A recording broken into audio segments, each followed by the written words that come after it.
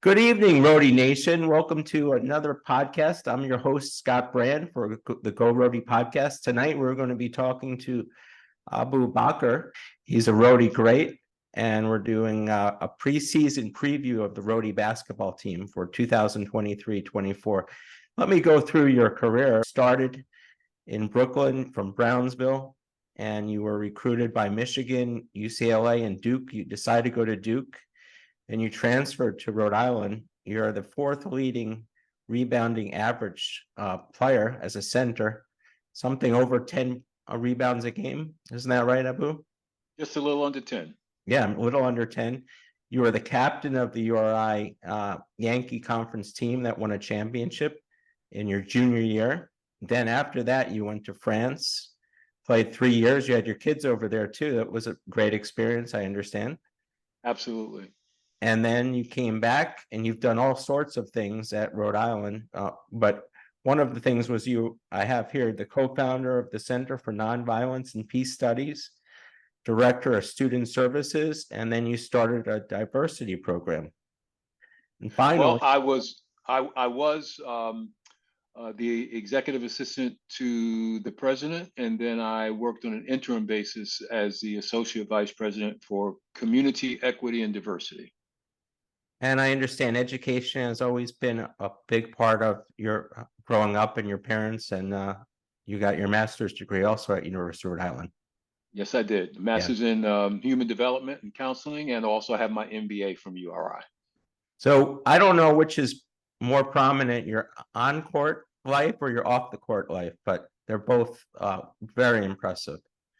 Well, the on-court life was a lot shorter than the off-the-court life. That's for Yeah. sure.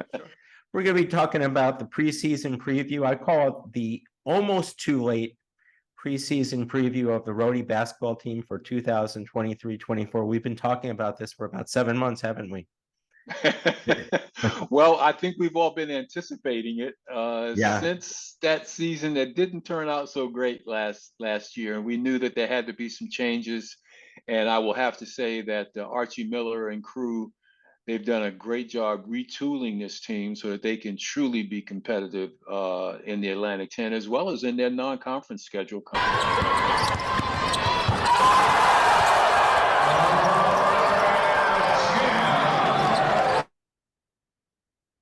Pretty impressive. Very impressive. I had a great look at that, and I'm sitting on press row, and I think that people were surprised when I kind of jumped up out of my seat and said, "Woo!" That was a heck of a move by Zeke Montgomery. Are you surprised at what he's done so far? And I know we haven't started the season, but people have been talking about him in practice, and you saw that move right there. Or do you think he's better than as he was noted before? Well, so far with the intra-squad scrimmage, and then of course this exhibition with Assumption Division II team, Yeah. it's a small sample size so far, but Archie was pretty clear that when they were going to go into the portal, that what they wanted to do was bring in players who they felt could start and make a difference in the program. Yeah. And so Zeke Montgomery is one of those guys. You know, they felt that when they went into the portal and they wanted to kind of retool this team, that they had to get better. So Zeke Montgomery represents, I think, the better that Archie Miller was looking to bring in. So small sample size. We'll see how they come together. We'll see how these guys. But you know, here the thing about it is that with a guy like Zeke Montgomery, who played with Bradley, and of course they went to the NIT, he's very comfortable. He's an experienced player, so he's not going to come in. He's not going to, be overwhelmed, by the lights and the crowd, so to speak. So we should see some good ball from him this year. I think he's one of a few players that may have a breakout season. I'm not just talking about a pleasant surprise for Rhode Island, but he will be ruffling some feathers in the Atlantic 10. He has the potential. Do you think I'm exaggerating a little bit about his talents? Well, I don't know. We'll see. The thing about it is that Archie Miller has brought in enough talent where you could say that about a number of Yes. different players. including, for example, the Jaden House from High Point, who's always, well, certainly last season, he averaged over 17 points a game. So he's a dynamic scorer on the inside.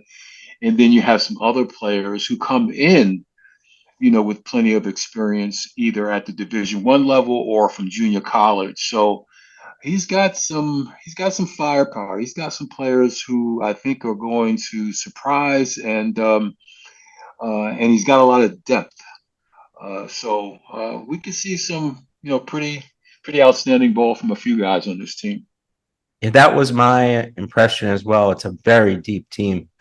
I'm counting possibly 10 or 11 that could see minutes. And obviously, that rotation is probably unmanageable for a coach, but it is deep at every position, and you have someone to come in at every position and replace them. I'm going to tell you about a team they remind me of. Abdul Fox's team. You remember how great they were? They made it the NCAA, beat Kansas. He was the leading scorer, and he averaged the least minutes, the ninth most minutes on the team. I feel like every position there's a person that could come in and they're not going to lose that much. Starting with the point guard, Lewis Court, and having always right. What a name, huh? Yeah, Always always, always right, and so right, and maybe right. yeah, I'm not. I know there's another right out there somewhere who's got a similar name, but so always right come in, and he's a yeah. talented kid. Played football, and now he's focusing on basketball. And he comes in, and I was impressed when he came into the game against Assumption. He really, really pushed the ball down the floor. Has very good court vision. Is a very, very good passer. So when Lewis Courtright comes off the floor and always right comes in, you might even see that team accelerate a little bit, even have a little bit quicker pace to their play.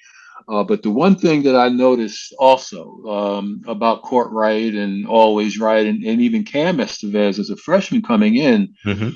they handled the ball and they protected the ball extremely well. They weren't turning the ball over.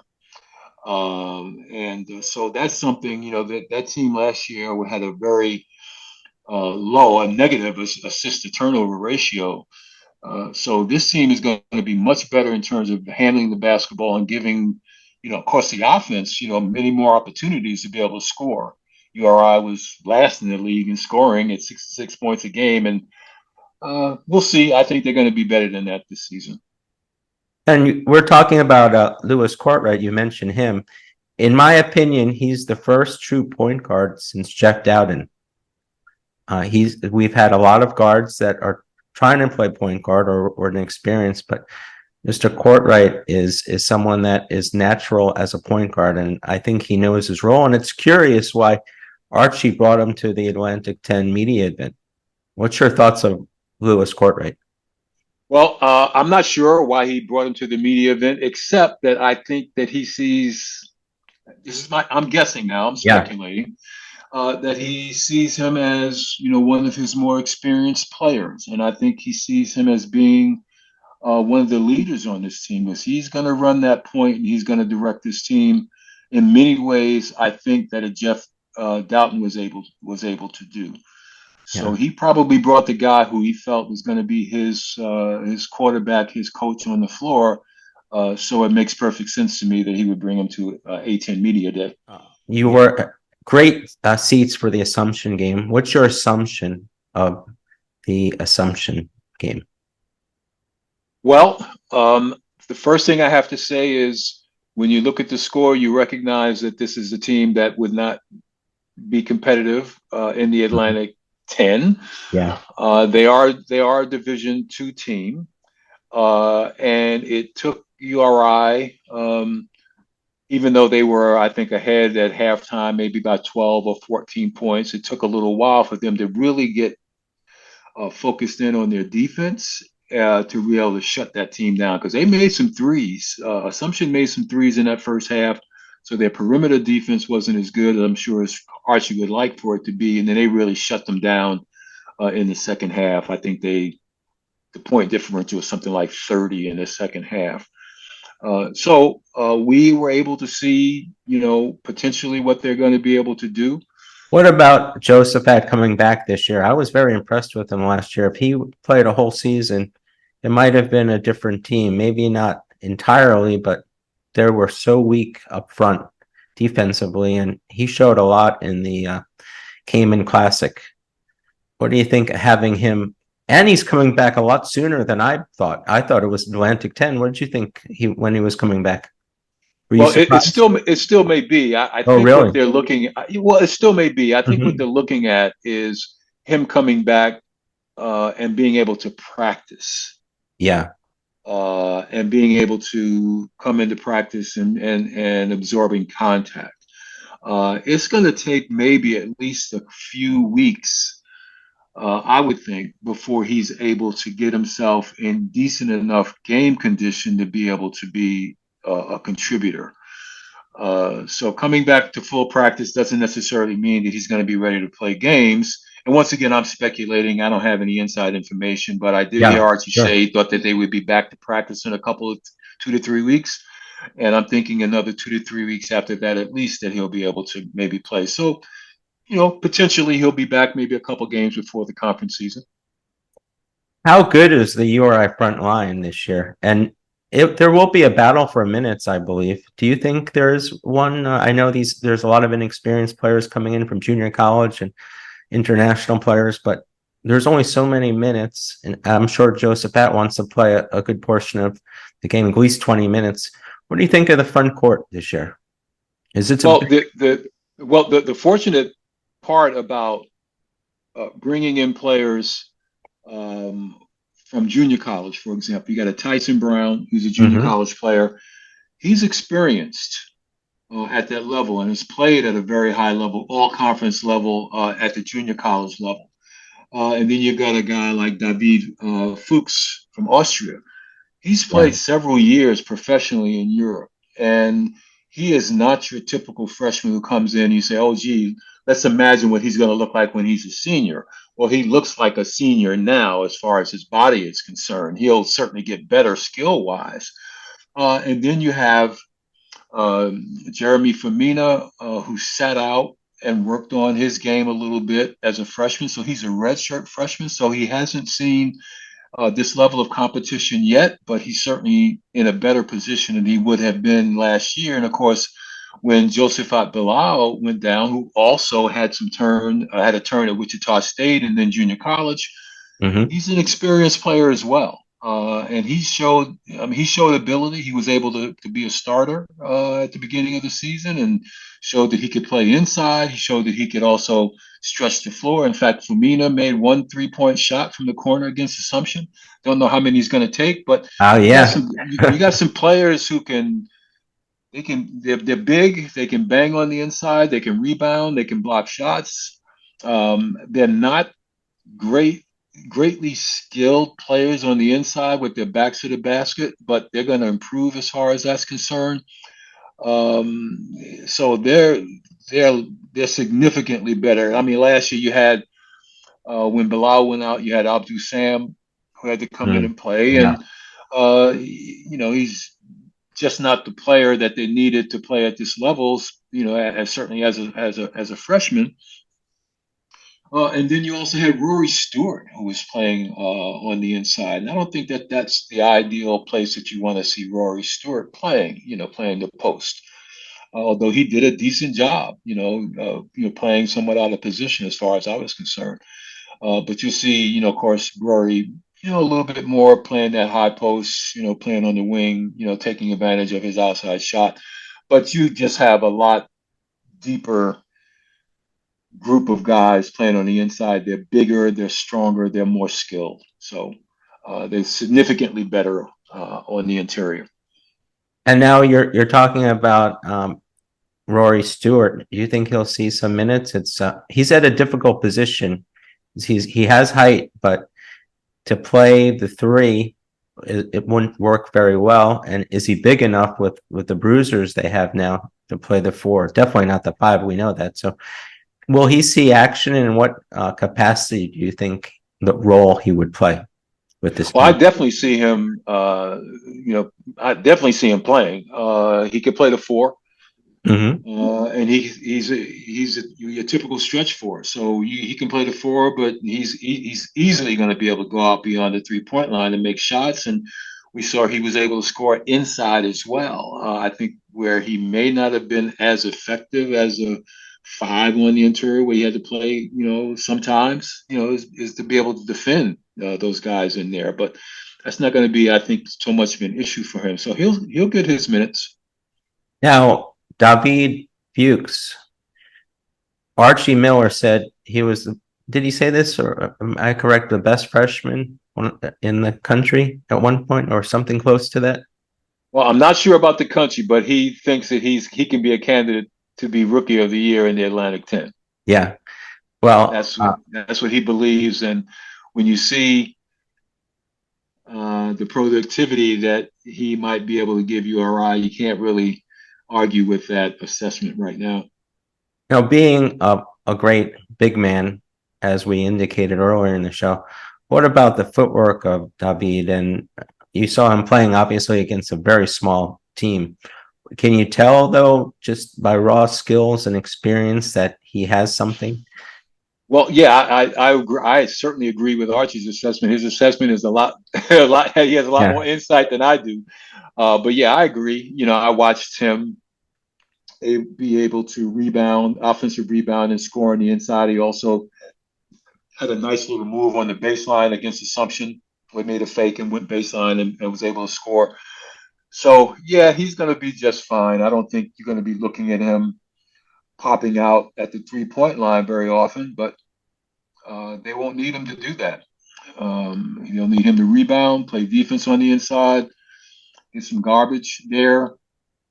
They might drop it down to him in the low block from time to time, but he's gonna. I think he's gonna surprise a lot of people, especially when you look at the fact and say, "Hey, we may have this guy for 4 years."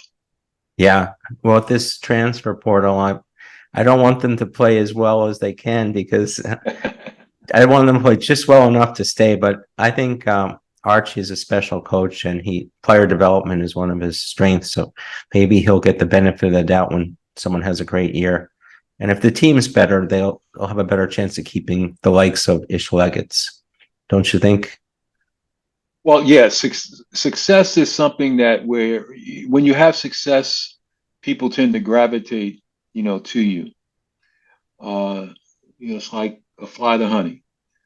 And so when you're successful, people want to come and play with you. And when you're successful, people want to stick around to have even more success. Now, it's a different world in college basketball now where people, if they don't feel like they're getting all the minutes that they want or they feel like they can perform at a higher level, they may want to go somewhere else. I mean, it's just the nature of the beast, unfortunately. And you got guys in high school are jumping from one AAU team to another, so it's not unusual for them to do this in college right now, unfortunately. But here's the thing that's a real advantage for Archie and his coaching staff.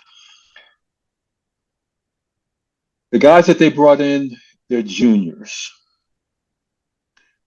Unless something happens that's fairly dramatic, they're not going anywhere. So they're going to build That's on true. what they've done thus far. They're going to build on this year as juniors and then look to go into a senior year where they can maybe be a team that legitimately says we can compete for a conference championship. And I think that's what Archie's looking for.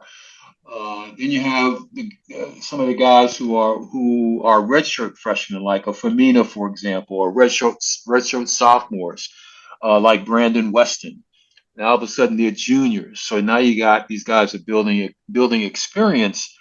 So I see a team, unless some guys are just not happy with their time, I see a team coming back next season that will basically have the same core of players and have even more and having even more experience. So I would, if I were to make a prediction, I'm thinking that Archie has this team, if the same core of guys are there and they stay, of a team who could be looking at potential postseason play I'm not sure if they're capable of that this season, but I think that may be in the cards for them next season with the group of guys that they have right now. Because you're looking at the Jaden Houses and Zeke, those guys are going to be seniors next year.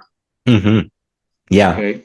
And they'll be looking to make it. I think those guys are going to be looking to make a statement this year to prove that where they were, maybe they should have gotten more minutes, maybe they should have gotten a little more notoriety, and they're looking to build a championship here right now. When I had an opportunity to talk with some of the players, they're very confident, they're very focused on being the best that they can be, and I know what they're doing in practice is very competitive. You can see it in the inter-squad scrimmage. I think they're ready. I think they're a middle of the pack team. What about David Green?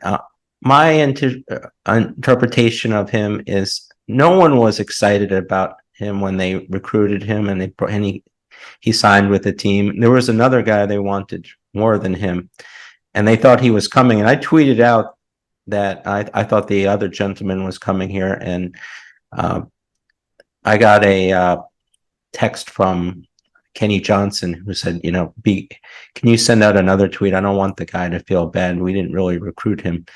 And all of a sudden, David Green was there. No one was excited about him. And then I'm seeing Bill Koch of the Providence Journal talking in the exhibition inter-squad game. We better get a great person to get him in now, because he sounded like he's going to become the face of Rhode Island and maybe a sleeper in the whole Atlantic 10 Conference. What's your thoughts of, am I exaggerating his exploits, or is there something about him that we missed? Well, I'm not sure who may have missed. They certainly didn't. They wanted him here, and they know, and they're doing it understanding the risk of him not actually being able to play immediately. Yeah. The key term there is immediately, and so that's what the waiver will be for.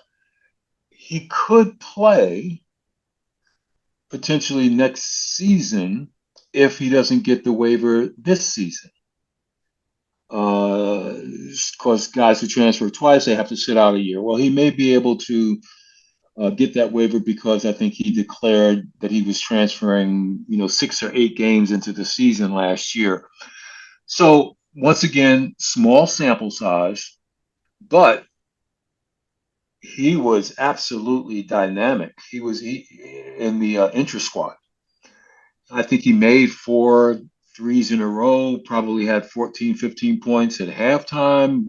He and House, I think, finished up 29, 28 points for the game, so he showed the ability to be able to score like lightning.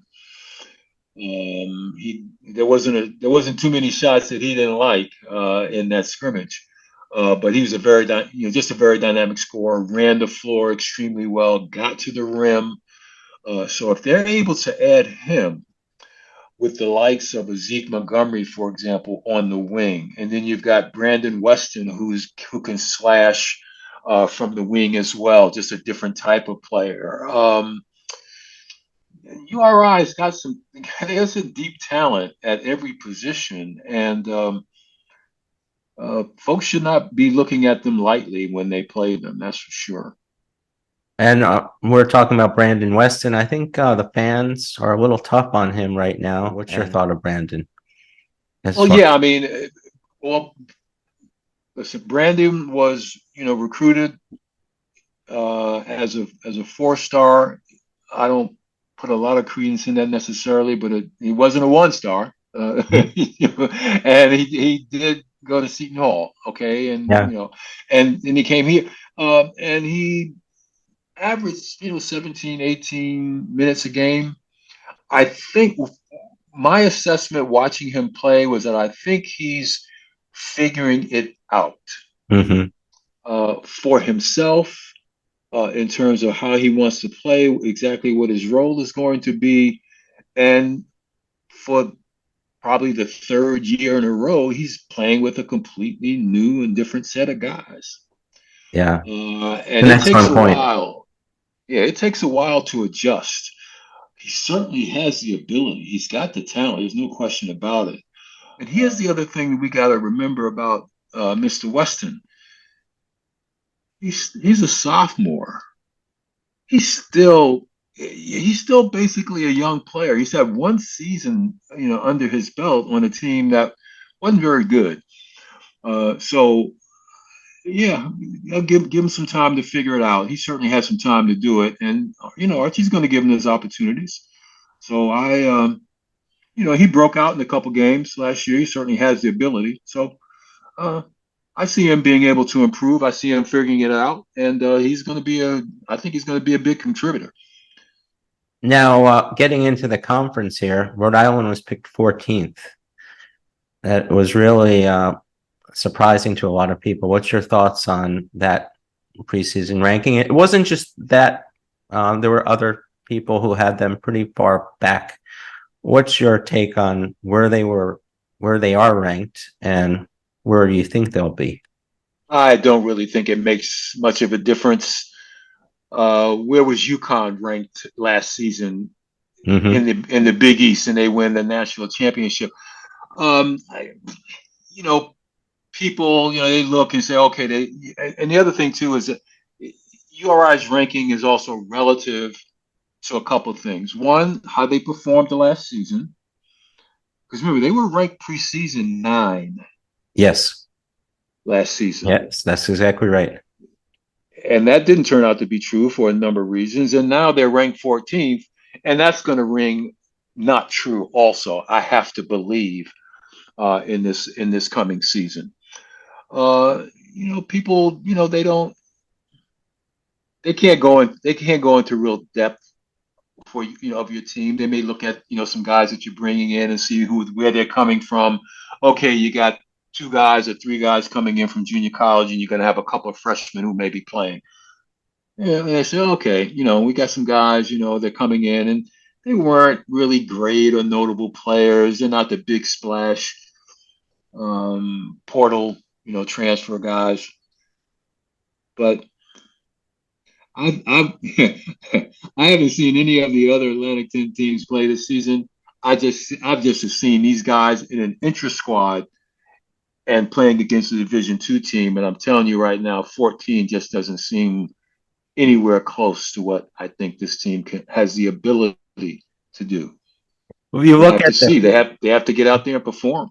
Sure. Well, if you look at last year's preseason rankings, you had a team like Loyola that was picked right in the top. They finished in last place. Fordham University, they were in the back. They finished tied for second. Are we looking at a possible Fordham type of season? Is that a possibility? I think it is. If you look at the past history of the way they rank teams and what actually happens. You just don't know. Yeah. You look at, first of all, you got to stay healthy. The team has to come together and play as a team, and the players who you have to continue to develop over the course of the season. If those things happen, then you get better as time goes on. How much better?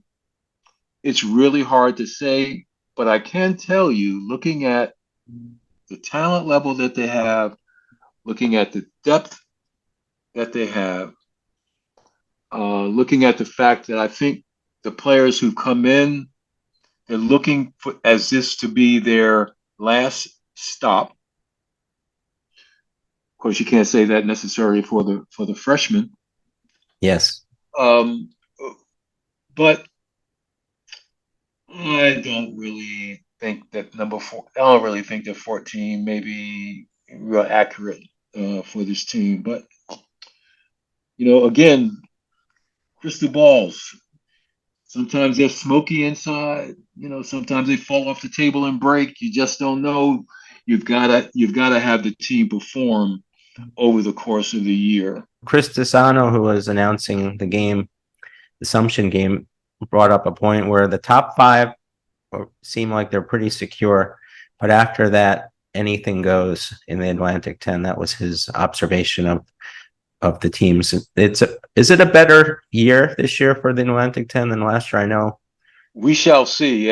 You would hope that the Atlantic 10, which has historically been a multi-bid league, yes, you hope that they would be able to get back to, after having just one team qualify for the NCAA tournament, you would hope that they would be able to find 2 or 3 teams, 4 would be even better, that would qualify for the NCAA tournament. But what I see in the Atlantic 10 this year, will be a challenge for Rhode Island, is the teams that brought back a lot of their players, and the teams I'm referring to are St. Bonaventure, Duquesne, St. Joseph's, George Washington. Dayton, on the other hand, they lost a lot of players, but they have some star power.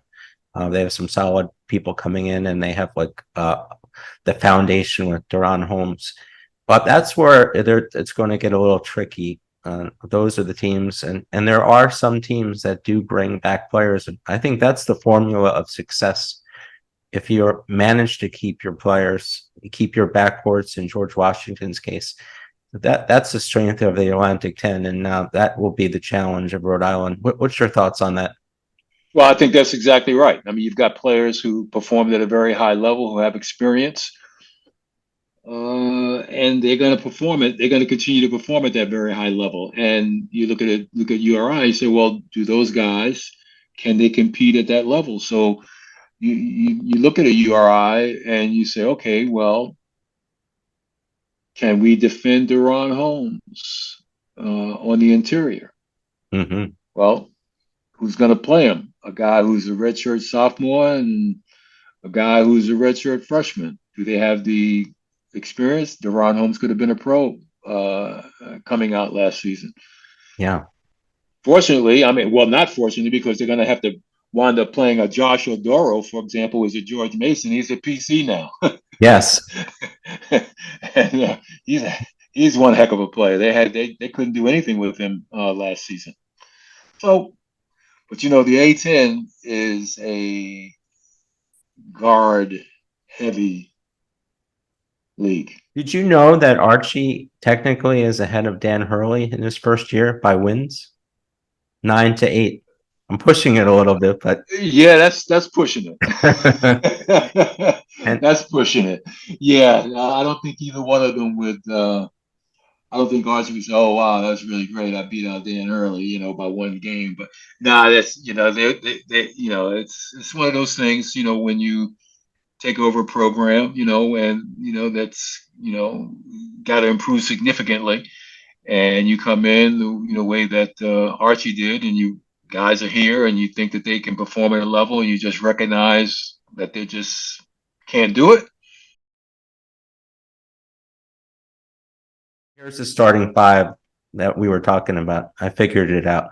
Lewis Courtwright, Jaden House, Zeke Montgomery, David Fuchs, and Tyson Brown. Right? Yep. Okay. Yep. That's right. Yeah, that's it. I think that starting 5, I agree with you, is going to stick for a little while, unless, and there, of course, people could come on, but I think that's a starting 5 that makes sense to me. One other point I thought about, I wanted to ask you, is Jaden House. There's yes. Someone thought he has the same build as Jared Terrell. Do you see that? You're close to the court. Is it close or no? They're both strong guys. Yeah. Jaden might not have the height. Yeah. But yeah, both of those guys they're pretty strong guys. That's a tough question, isn't it? Yeah, like to see them go against each other. No, that's two pretty strong guys. Here's one. Are we losing a lot by losing Ish and bringing in Jaden? I see some similarities between both of them. It would have been a lot better if Ish had stayed. Yeah, of course it would. Yeah. Okay, that would have been a nice scenario. Yes. But look, Ish. Not only did he, he developed over the course of time at URI. He became an excellent scorer. He was a really, really good rebounder in his position. With even better players around him, maybe he would have been even better. So yeah, it's a loss, but URI has been able to gain in other areas, so his loss doesn't wind up being as impactful as it might be if they weren't able to bring in guys who can score, like Zeke Montgomery, for example, or and Jaden House, for Hmm. example. It would have been great if he had stayed. They would be even better, but he's not, and they did what they needed to do to bring in guys who can score the basketball, so that his loss is minimized.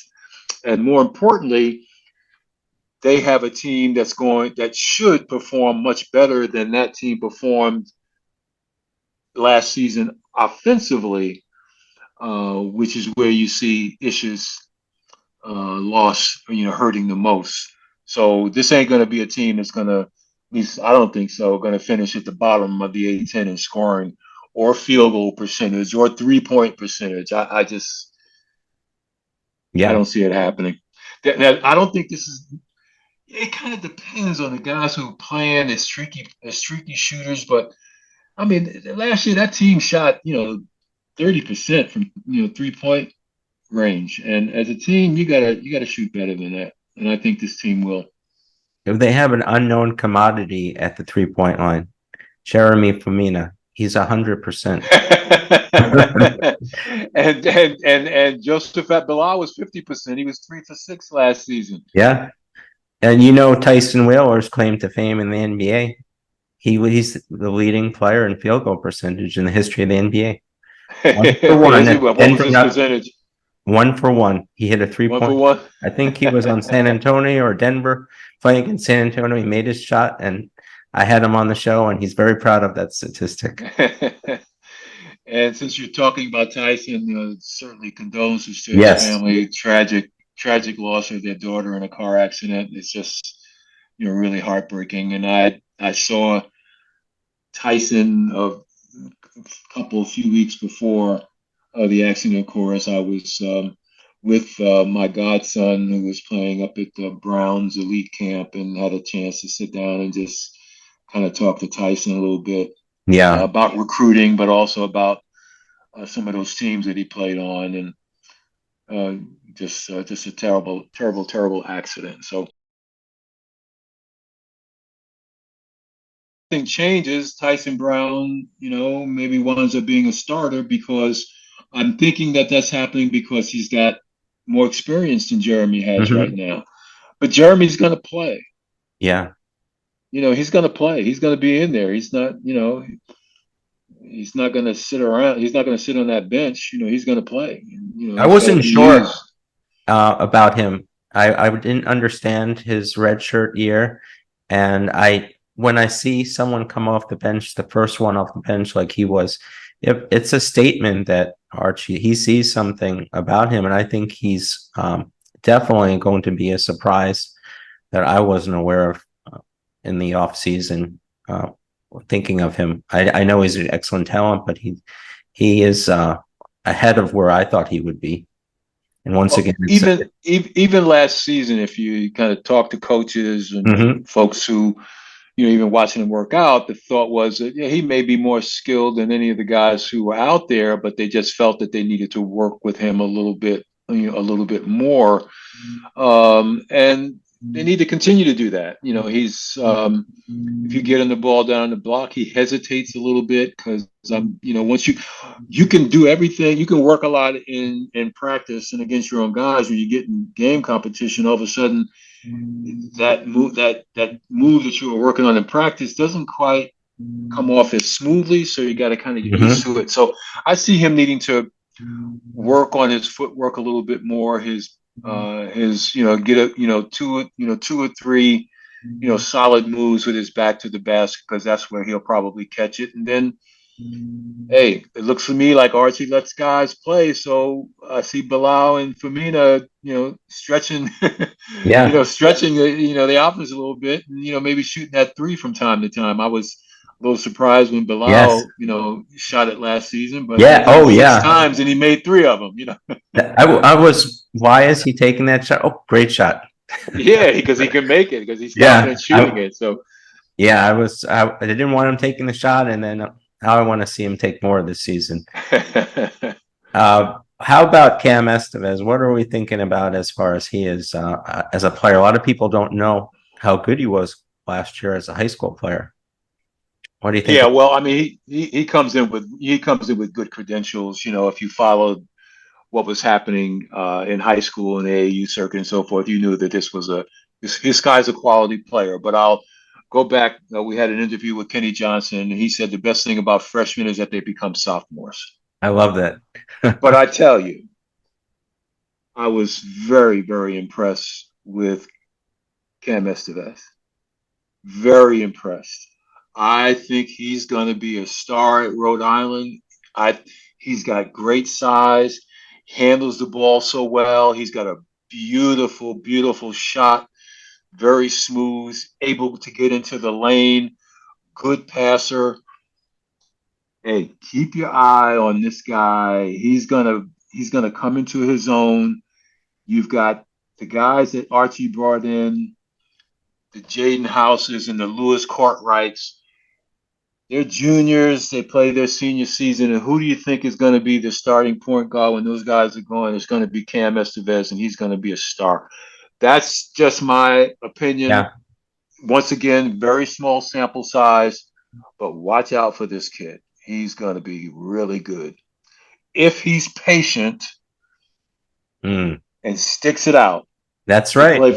play for Archie Miller at Rhode Island, if he's patient and sticks it out. Freshmen make me nervous these days, so I want him to play really well, but not too well this freshman year. Get him here. Can he play the point? I thought of him as a combo guard. I'm glad Oh, you he was brought up playing. that Oh, he point. was definitely playing the point. Yeah, Yeah. I think he was on the floor actually a lot with Always Right, and always impressed me too. Yes. More than I thought. I was like, man, this guy really pushes the ball. He's got really good court vision, as I mentioned before. Passes the ball extremely well. I like Always Right. I think he's really gonna be a really good player. And listen, he I'm trying to remember. He averaged over 6 assists a game in junior college. He was ranked very high. Our two JC players were in the top 20. So these aren't just typical JCs. Even Hurley got a bunch of JCs. I don't think any of them were ranked as high as Tyson and Always Right. But the only one I like even possibly more than Always Right is All Right, his kid brother. I think he could be even better. Okay, well there you go. All Great Right. names. Great name. And here's another question. This one is really, can you or I win the Atlantic 10 tournament this year? I think actually, as I ask you that, anyone could win the Atlantic 10 tournament. What do you think about that? Yeah, anyone can win the tournament, but you know what you got to do? You got to stay out of that first game, Yes. so you don't have to play 500 games in a row in 500 Yeah. days. And then you got to win that first one. Stay out of the playing game, win that first one, and then wow, you just never know. Because if you win that first one, that means you've probably beaten a higher seed and Mm-hmm. you put yourself in a great position. Are we ahead of where we were last year as a team? I don't know where Oh we are right now. yeah. Yes, yes, and yes. We'll leave it at that on that one. Why don't we finish with a stat that I'm concerned about? Foul shooting. You have a guy like Jaden House. They were 74%, which didn't really do anything for us as a team, shooting 74%. But Jaden House is a 64% foul shooter. There's a few others if you put them in the game. Even Zeke's foul shooting percentage isn't where we want it to be. Do you think? Are you concerned about that? Always concerned about free throw shooting. Yeah. You can win it and lose it at the free throw line. And even last season, we saw a team that if there was anything that they did particularly well, it may have been their free throw shooting. During the course of the season, you have some guys who really could knock it down on the free throw line. Yeah, it always concerns me. And you get a guy like David Fuchs, who certainly did not look comfortable on the free throw line. And here's a guy who's going to draw a lot of fouls on the inside because of how he plays. And Jaden House is going to get inside and he's going to get fouled. They've got to make their free throws. They've got to make their free throws. That's the difference between, winning some games and losing some games is that free throw percentage. And, quite frankly, they can pull it in between 75 and 80. I mean, that's great. But 65, not so great. Yeah. Could be problematic for as much as they might get to the free throw line. Well, let me tell you something, Abu. You brought up some excellent points. Just that last point, you had the scenario of David Fuchs getting fouled and going the foul line. You were up close and you watched the games and you know the people, you talk to them. I can't think of too many people. I'm very lucky to have you on the show tonight to talk about the preview. And by the way, I picked this time, the latest possible time, because I was waiting on a decision from David Green, and you know what? I just still don't know if he's coming or not. Knowing the NCAA, we all may be around waiting for a while. So don't hold your breath on the NCAA making a decision anytime soon. It could happen tomorrow. It could happen in January. You just don't know. Well, once again, thank you so much for coming on. I have you penciled in for a diversity show with Deion Sanders and what he's done, and I think you would be an excellent guest in the future. I'm just giving you a sneak peek on that. But okay, thanks. And so you want me to talk college football? No, diverse. I want you to talk Sanders? Sports about how he's breaking all the rules on what you're not supposed to do with the players. And I think I wanted someone with the mind that you have. I see your tweets, and you're more than just a sports fan, even though you like the same teams as me, by the way. You like the Yankees and the Mets, right? Listen, let's not. Well, yeah. Yeah, well, it's been painful, and I don't know exactly how the Giants ended up today, but last I looked, they were. Oh, I think they actually scored. You're right. 10 points in the second half. 6 points. I'm not 36. Sure. 30. What was it? Yeah. 36. Yeah. I don't know. They had a field goal and they scored a touchdown. So they may have scored 10. Okay. Well, you're right. I don't even know who's playing quarterback. I think Always Right has a chance to play quarterback next week. Okay, well, URI is going to need a quarterback next season, especially after Kasim Hill. He's only played 17 seasons in college, so I think he's played 7 seasons in college. You just gave me an excellent thought. I know who the quarterback is going to be next season, and I'm always right about it. I never thought of that scenario. That could happen. It's happened before. No, I like that kid on the basketball court. I know you do. Yeah. I don't know. He's a little slight to be playing quarterback at the CAA level. So. Well, you saw his numbers in high school, so. I did not see his numbers in high school. I'm sure they were great. They were phenomenal, and he has a quarterback's mind. So what you told me about his performance on the court, you were a little surprised. Is it's that quarterback in him, and he hasn't even taken any 3-pointers yet. And I hear his excellent perimeter game. So we have to watch him too. There's another surprise for us. There's a lot of unknowns. There's depth there, and there's quality that comes in off that bench, and you couldn't necessarily have that happen for you last season. So that's one of the reasons why I'm kind of bullish on this team this year. Well, let's leave it at that, and I'm gonna hold this, and we're going to see by the end of the season how close we were. All right. That'll be fun to watch. I haven't given you my my prediction yet on wins and losses, but I'll be closer to being able to do that after this week. Okay, well, there's a thing called YouTube Shorts, and I'm penciling you in for that. So all right, sounds great. We'll throw you. Well, great. Thanks for the late night interview, and once again, you did not disappoint. So appreciate it, Scott, very much. Great time today, and all right, thank you. Stay in touch. Okay, We'll do. Okay, thank you, Abu.